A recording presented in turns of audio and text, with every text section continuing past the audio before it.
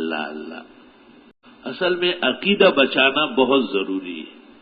قرآن کریم سورہ فتح میں جس درخت کا ذکر ہے، لقد رضی اللہ عن المؤمنین اذ یبایعونک تحت الشجرہ، جس درخت ببول کے نیچے بیٹھ کر 5 ہجری میں حدیبیہ کے موقع پر آپ نے صحابہ کرام سے بیعت لی تھی۔ عثمان گئے تھے سفیر بن کر، اگر وہ قتل ہوئے تو ہم بدلہ لیں گے۔ تمام صحابہ 1400 صحابہ نے آپ کے ہاتھ پر بیعت کی، پھر عثمان آ گئے زندہ سلامت۔ حضرت عمر رضی اللہ تعالیٰ عنہ کے دور خلافت میں آپ کو اطلاع ملی کہ لوگ وہاں نفلیں پڑھتے ہیں درخت کے نیچے، اس کی چالیاں کھاتے ہیں، پتے چاٹتے ہیں۔ یہ پہنچ گئے نا یہ جھنڈیوں والے۔ مجھے کسی نے کہا یہ اس وقت تھے؟ میں نے کہا شیطان تو آدم علیہ السلام کے ساتھ آیا ہے، آپ کو شیطان بہت کم عمر کا لگ رہا ہے۔ بس جو سنت کے خلاف کرے وہ یہی ہے، اور کون؟ تو حضرت عمر نے صحابہ سے مشاورت کی اور صحابہ رسول سے کہا کہ بتاؤ تمہارا امتحان ہے، کیا کروں؟ شجر رضوان کے نیچے لوگ بدعت کر رہے ہیں، شرک کر رہے ہیں۔ تو صحابہ میں نرم طبیعت کے بھی لوگ ہوتے ہیں، تو آپ نے ایسا دیکھا کہا وَأَنْتُمْ أَصْحَابُ رسول اللہ صلی اللہ علیہ وسلم، تم پیغمبر کے صحابہ ہو اور تمہارے ہوتے ہوئے شرک اور بدعت۔ تو سب نے کہا کہ اقطع، اس درخت کو کاٹے۔ چنانچہ حضرت عمر رضی اللہ تعالیٰ عنہ نے حکم بھیجا اور اس درخت کو کاٹا، اور اس کے ساتھ 300 کے قریب درخت اور بھی کاٹے، کیونکہ اگر ایک کٹا ہو تو پتہ چلے گا کہ یہ وہیں جا کر کے اپنے آپ کو رگڑ دے۔ تو اس کے ساتھ اور بھی دور تک درخت کاٹے۔ اب بہت سارے درختوں کے ساتھ تو یہ جسم رگڑ نہیں سکتے تھے۔ بخاری شریف میں موجود ہے یہ واقعہ۔ ایک جلیل القدر صحابی ہے سعید ابن المسیب، ان کو کسی نے کہا میں ابھی شجر رضوان کی زیارت کی ہے۔ کہا اے نہیں، کدھر ہے وہ؟ کہا مجھے پتا ہے۔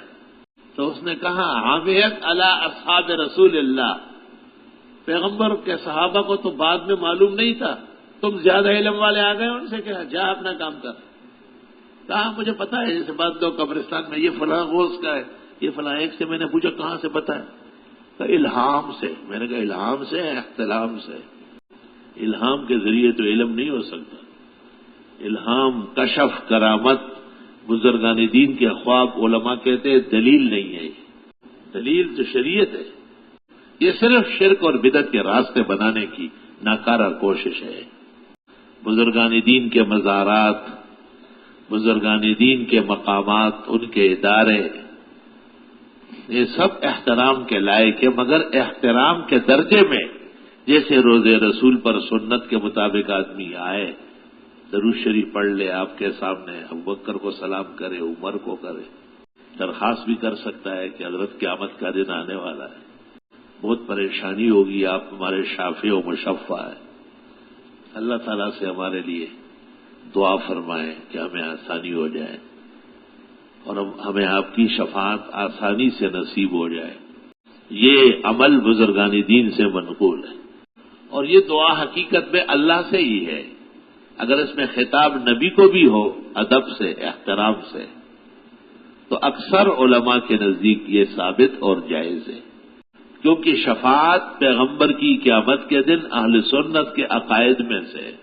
ہم اہل سنت والجماعت یہ ایمان رکھتے ہیں کہ بروز قیامت بڑی شفاعت، سب سے زیادہ حق کی شفاعت جناب رسول اللہ صلی اللہ علیہ وسلم کا ہو۔ دعا ہے، اگر کسی کو اس طرح خطاب پورا دل جمی نہیں رہتی تو اللہ سے کہے کہ رب العزت یہ آپ کے پیغمبر معصوم سید الرسل والنبیین کا مزار ہے، روضہ مبارکہ ہے، اور آپ نے انہی کو ہمارے اور اپنے درمیان ایک عظیم ذریعہ بنایا ہے اور ان کی اطاعت قیامت تک فرض فرمائی، اور آپ نے انہی کو شافع و مشفع ہونے کا حق دیا ہے، تو خدا قیامت کے دن ہمارے حق میں حضرت کی شفاعت منظور فرمائے۔ کچھ تو دعا کرنی پڑتی ہے۔ صرف ایک بات میں مجھے بڑی حیرت ہے، وہ یہ کہ جو سلام پڑھا جاتا ہے روزے پر، الصلاۃ والسلام علیک یا رسول اللہ، یا حبیب اللہ، یا نبی اللہ، یا شفیع المذنبین، صفوں کے صفحے، پتہ نہیں کہاں سے آیا ہے، مجھے معلوم نہیں، آج تک کتاب میں نہیں ملی۔ جن کتابوں میں ذکر ہے وہ اس قابل نہیں ہے کہ ان پہ اعتماد کیا جائے۔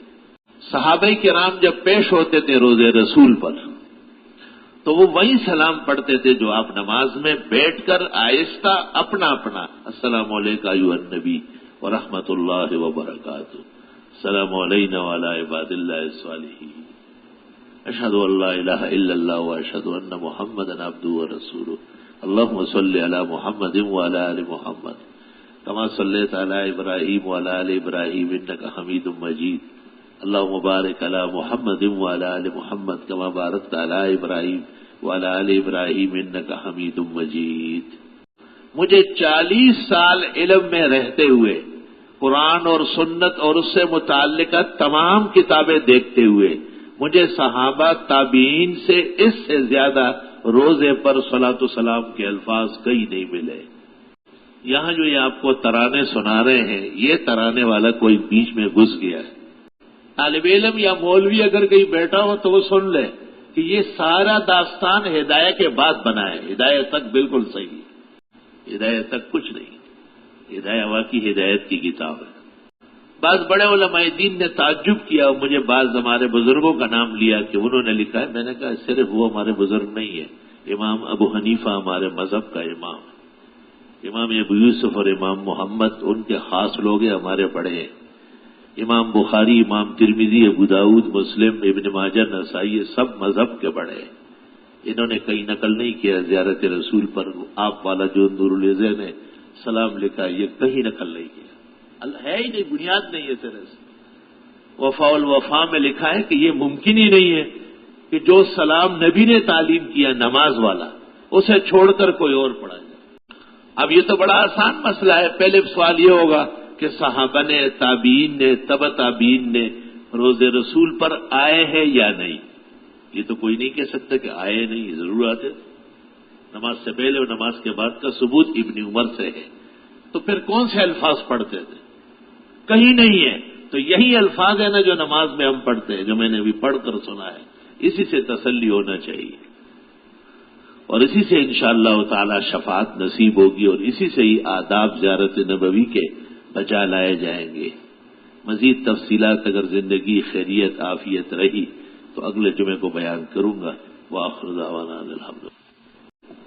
الحمدللہ رب العالمین، وصلی اللہ وسلم علی رسولہ الکریم ونبیہ الامین وعلی آلہ واصحابہ اجمعین، اما بعد فاعوذ باللہ من الشیطان الرجیم۔ السلام علیکم جی دوستو، آپ نے دیکھا اور سنا شیخ مفتی ظہور علی خان رحمۃ اللہ علیہ کو کہ شیخ مفتی ظہور علی خان رحمۃ اللہ علیہ کیا بیان فرما رہے تھے۔